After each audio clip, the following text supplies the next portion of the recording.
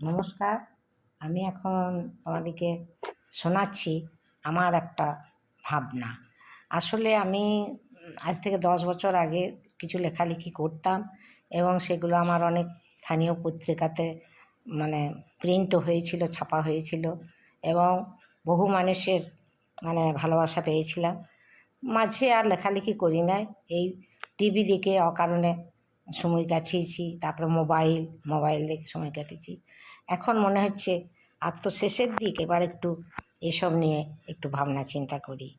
তাই আমি 1/5/2022 মে দিবসের দিন আমি একটা লেখনী কিছুটা লিখেছিলাম, সেটা তোমাদের পড়ে শোনাচ্ছি, শোনো। আমার নিজের ভাবনা।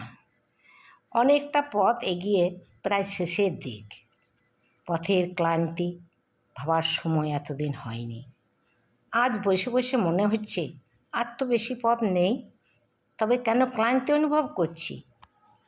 ভিতর থেকে এই প্রশ্নের জবাব ভেসে উঠল।